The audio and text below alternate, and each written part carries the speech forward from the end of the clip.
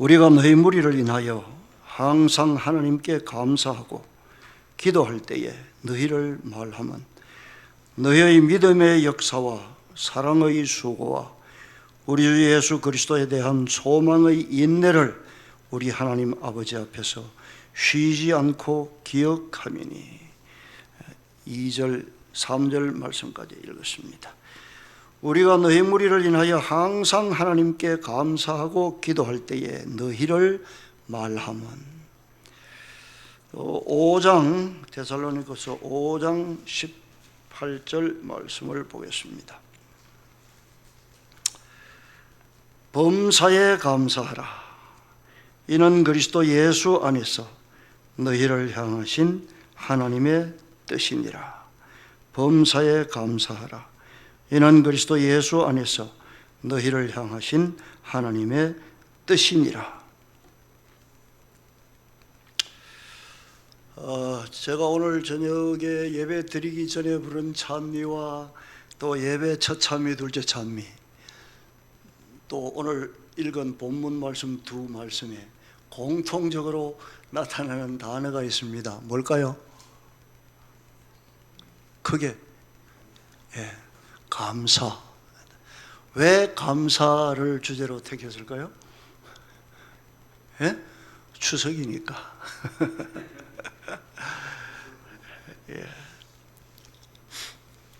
원래 제가 9월 마지막 금요일 저녁인데 9월 마지막 안식일은 남대공 목사님이 오셔서 금요일 안식일 주말 부흥회를 하시기로 되어 있어요.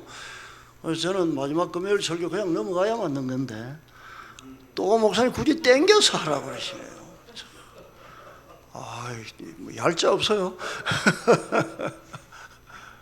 그래서 뭐 좀 그냥 넘어가도 되는데 하다가 오늘 말씀에 입각해서 감사함으로 하기로.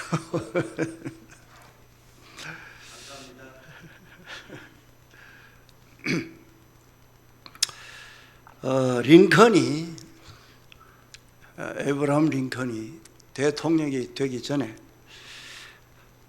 어떤 시골길을 산책을 하고 있었습니다. 길가 밭에서 한 농부가 늙은 말을 몰고 가지고 쟁기질을 하고 있었습니다. 링컨이 가만히 보니까 아주 등이라고 합니까? 파리 같은 거. 그놈이 말 꼬리 부근에 붙어서 계속 말을 귀찮게 하는 거예요. 그러니까 이 말이 그 꼬리를 흔들어서 그놈을 쫓으려고 애를 쓰는데 그 말을 가지고 쟁기질 해 농부는 신경도 안 써. 그래서 링컨이 가서 그 파리를 쫓으려고 했더니 이 주인 농부가 그만두시오. 아니 말이 이렇게 귀찮아하는데 그랬더니 이 말이 늙었기 때문에 늙은 말이 그렇게라도 열심히 꼬리를 흔들고 운동을 해야 이놈이 살아갈 수 있다고. 그런 이야기를 이 링컨이 들었습니다.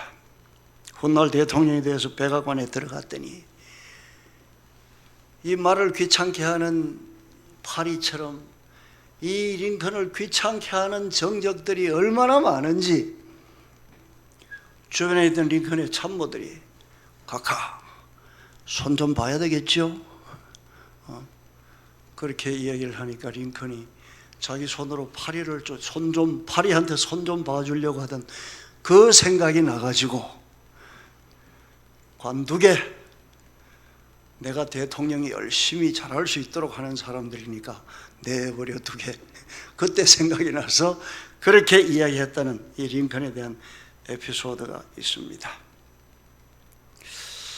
오히려 감사할 일이라는 것입니다.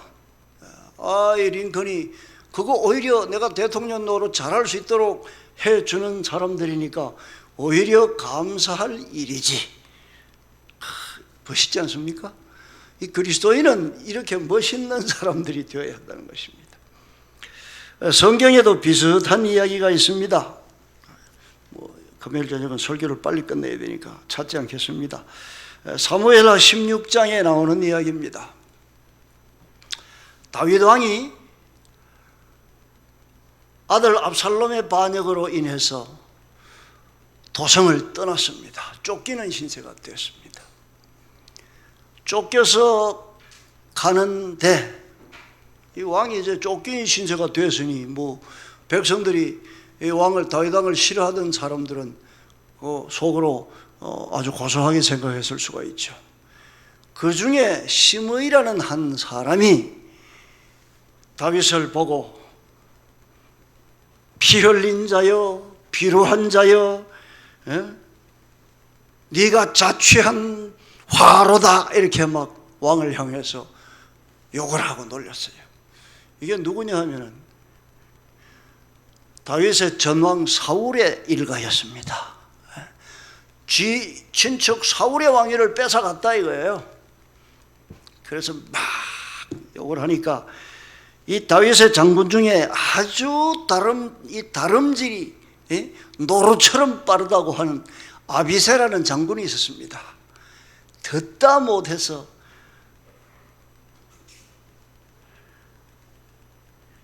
이 죽은 개가 이 시므이를 향해서 이 죽은 개가 어찌 내 주 왕을 저주하도록 그냥 듣고만 계십니까? 가서 머리를 베도록 허락해 주십시오. 아비새 장군이 그렇게 말했습니다. 그런데 이 다윗의 대답이 참 기가 막힙니다. 사무엘하 16장 10절에 보면 여호와께서 명하신 것이 오늘 버려두라.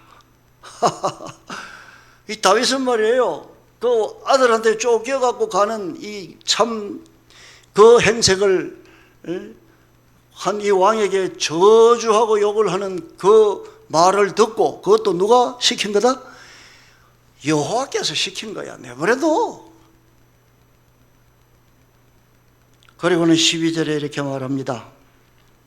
저거한 저주 까닭에 하나님께서 선으로 내게 갚아주시리라.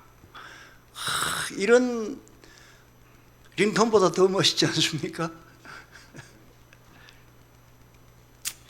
이 다윗은 적어도 어린 시절부터 그의 생사화복을 다 주의 뜻으로 받아들이고 살아가는 사람이었습니다.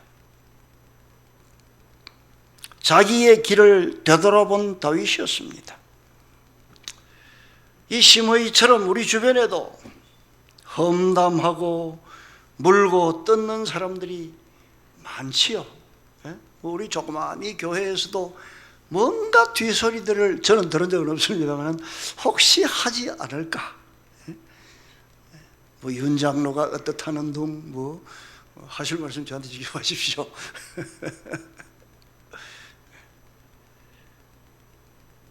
그런데요, 산에 혼자 산들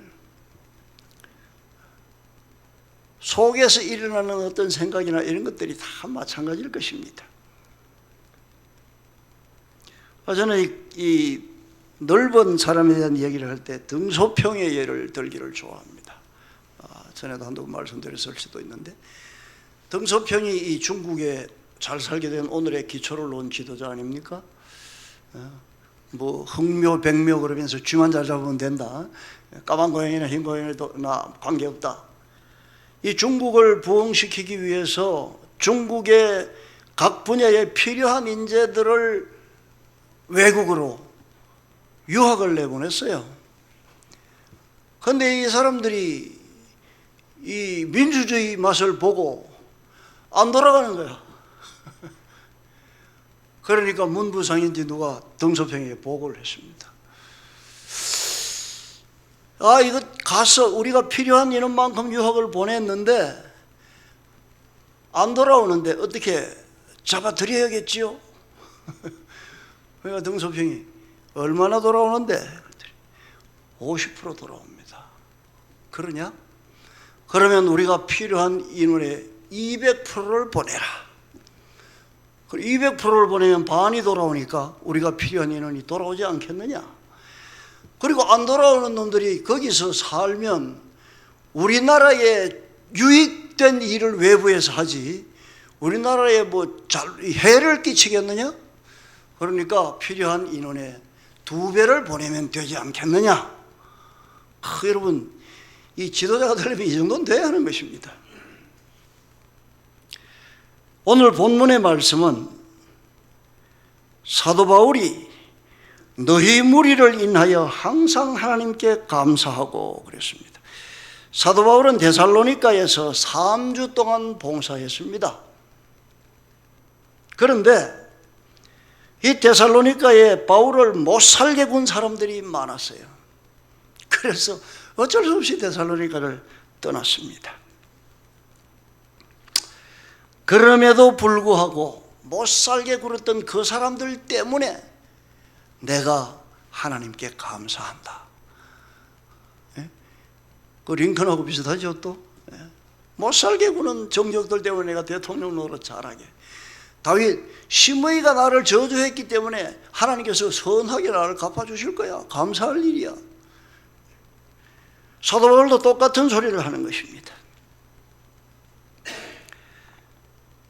우리는 건강과 지식과 재화가 없어도 감사할 수 있습니까? 소위 세상이 말하는 복이라는 것들이 없어도 감사할 수 있겠습니까? 오늘 읽었던 두 번째 본문인 5장 18절에는 범사에 감사하라 라고 했습니다. 감사의 근거는 모든 일이 감사의 근거가 되어야 한다는 것입니다. 생사화복이 다 감사의 근거가 되어야 한다고 사도 바울은 가르치고 있습니다. 믿음이 있는 자는 범사에 감사하는 사람들입니다. 오늘 이 안동철 장로님 내외분이 안 오셨는데 오늘 좀 위로받으라고 이 말씀을 준비를 했는데 장례하느라고 힘들었던 모양입니다. 이번 주일에는 제가 병원 추모관을 문상을 2번을 갔다 왔습니다. 루터가 말하기를 마틴 루터는 이렇게 말했습니다. 마귀에게는 감사가 없다. 불평은 마귀에게 속하고 감사는 하나님께 속한다. 루터가 종교개혁 하느라고 얼마나 고생했겠습니까? 하나님께 대한 이 힘드는 종교개혁 하느라고 힘드는 그걸로 인해서 하나님께 불평을 내려놓으려면 루터만한 사람도 없었을 것입니다. 그러나 루터는 그 와중에서도 사탄에게는 감사가 없고 감사는 하나님께 속한 것이라고 말을 했습니다. 예수님도 감사하셨습니다. 요한복음 11장 41절. 요한복음 11장에 무슨 이야기가 나옵니까? 나사로를 살리는 이야기가 나옵니다. 나사로의 무덤 앞에 예수님께서 서셨습니다. 돌을 옮겨 놓으라고 했습니다. 41절 돌을 옮겨 놓으니 예수께서 눈을 들어 우러러 보시고 가라사대 아버지여 내 말을 들으신 것을 감사하나이다. 나사로의 무덤 앞에서 내 말을 들으신 것을 감사하나이다 그랬습니다. 주변에서는 그 앞에 37절을 보면은 수군거립니다. 소경의 눈을 뜨게 한 사람이 그 사람은 죽지 않게 할 수 없었더냐? 예수님을 주변에서 이제 수근수근 하는 소리를 예수님께서 들으셨습니다. 그런 수군거림과 비난 속에서도 죽음을 앞에 놓고도 감사하신 예수님입니다. 개똥밭에 굴러도 이승이 나왔다 이런 이야기가 있습니까? 그 사실일까요? 우리 안 죽어봐서 모르잖아요. 저는 우리 집사람 묘지에 이제 가끔 가서 이렇게 보고 또 주변을 이렇게 둘러보면 야 여기 누워있는 사람들 참 편하겠다 하는 생각이 들더라고요. 얼마나 편할까요? 그래서 죽음을 앞에 놓고도 우리가 감사할 수 있어야 되지 않을까 하는 생각을 해보는 것입니다.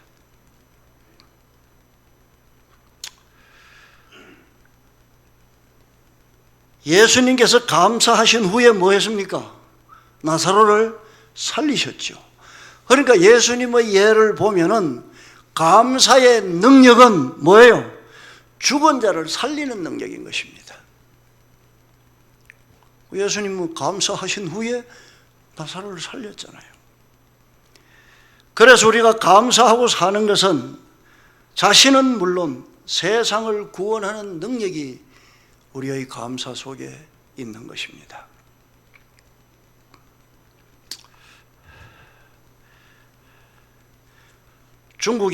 독일의 1600년대에 마틴 리카트라는 신부가 있었습니다.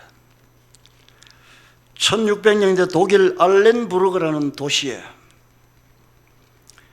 30년 전쟁, 그 도시가 30년 전쟁 속에 들어가 있었습니다.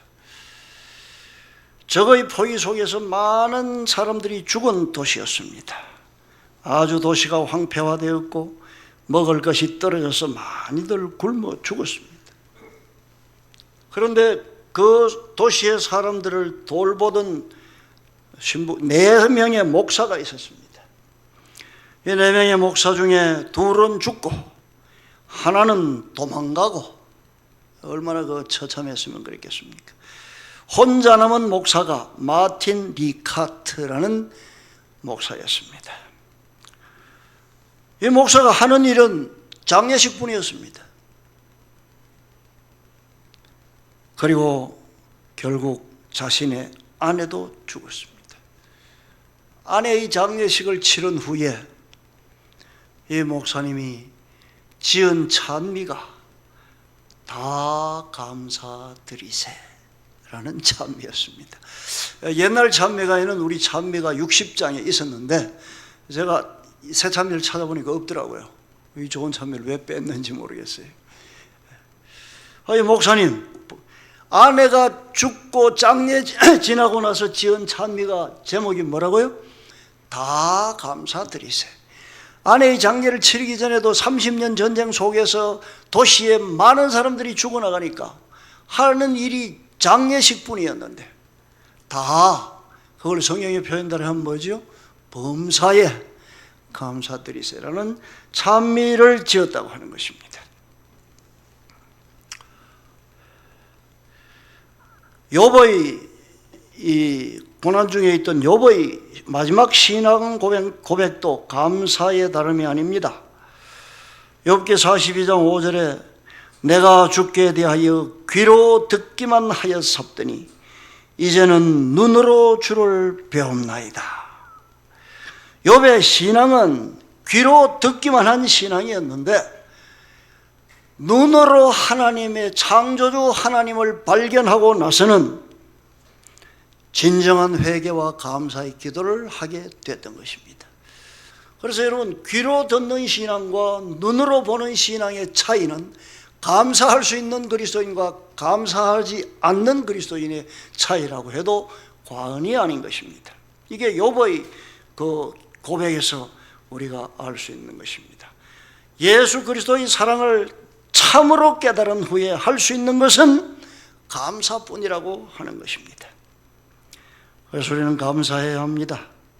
가족이 있음에 감사하고, 이웃이 있음에 감사하고, 같은 재림 신앙을 하는 성도들이 있음에 감사를 해야 할 것입니다.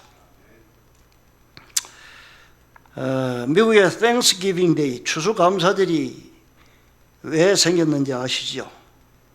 1600년대 초에 네덜란드의 청교도 무리들이 메이플라워 호를 타고 미국 땅에 101명이라고 하는 사람들도 있고 102명이라고 하는 사람도 있습니다. 첫 발을 디디고 42명이 죽고 60명이 남아서 인디언에게 배운 옥수수 재배를 첫 수확한 후에 그들의 장래가 대단히 불투명했습니다. 옥수수를 첫 수확한 후에 감사의 예배를 드린 것이 오늘날 추수감사절의 시발이 된 것입니다.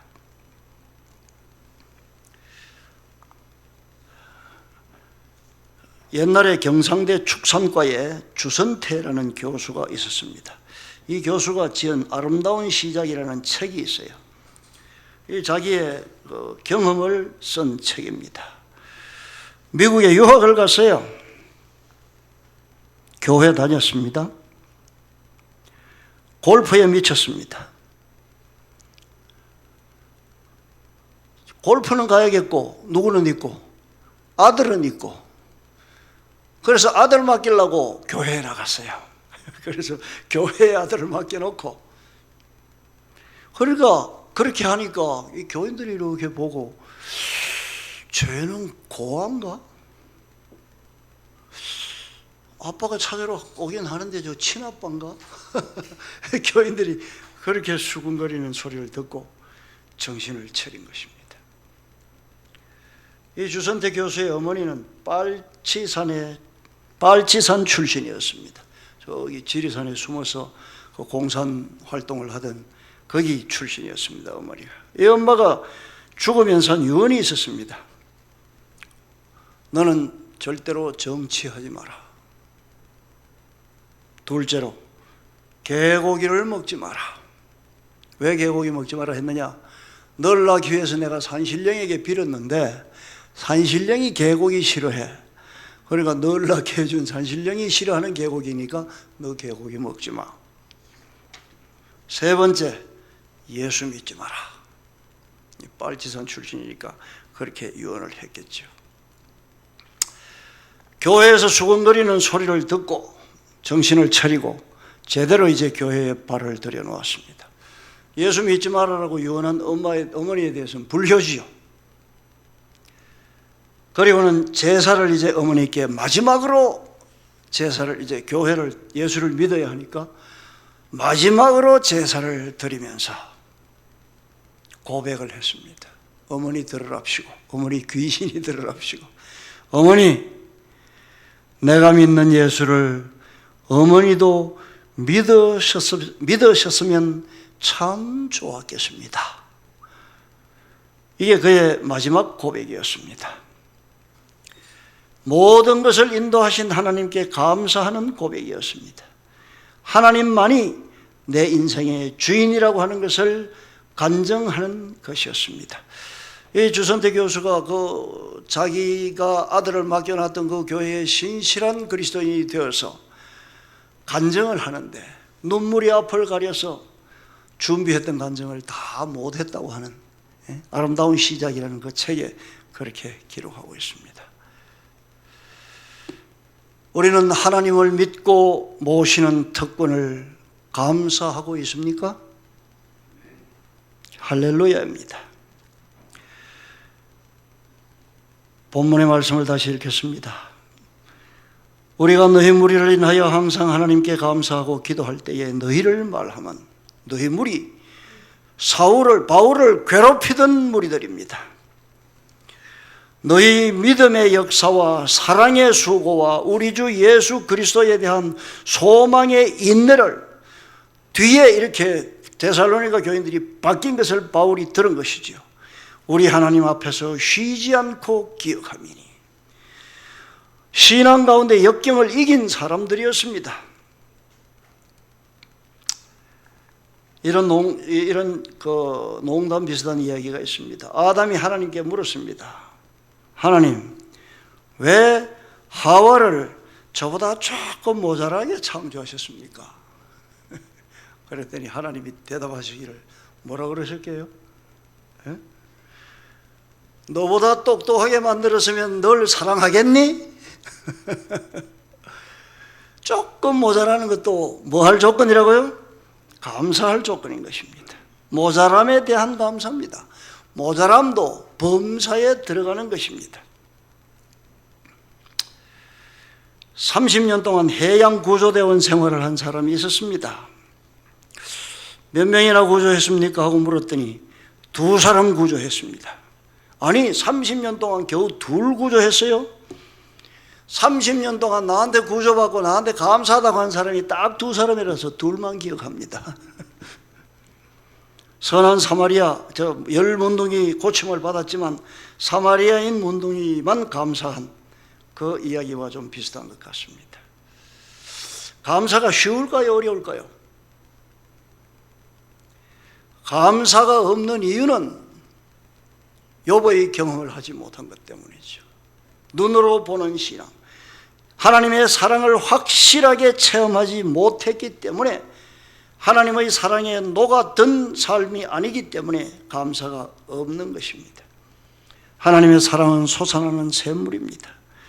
요한복음 4장 14절에 사마리아 여인에게 예수님께서는 말씀하시기를 속에서 영생하도록 솟아나는 샘물이라고 했습니다.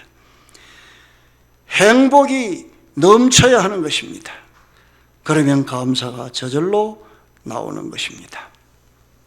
우리는 예수 그리스도로 인하여 행복이 넘치는 삶을 살면 저절로 감사가 흘러나올 것입니다. 감사는 하나님의 백성이 해야 할 마땅한 도리입니다. 도리, 데살로니가전서 5장 16절로 18절에 항상 기뻐하라. 아까는 18절만 읽었습니다. 쉬지 말고 기도하라. 범사에 감사하라. 이는 그리스도 예수 안에서 너희를 향하신 하나님의 뭐라고요? 뜻이라고요. 여러분, 우리가 그리스도인이면 하나님의 뜻대로 살아야 하지 않겠습니까? 감사는 구원의 기쁨을 알고 쉬지 않고 기도하는 그리스도인이 할 수 있는 하나님의 뜻입니다. 그 하나님의 뜻을 이루는 것이 우리의 도리고, 하나님의 뜻을 온전히 이루는 그 일에 감사함으로 성공하는 저와 여러분이 되었으면 좋겠습니다. 201장 찬미 부르겠습니다.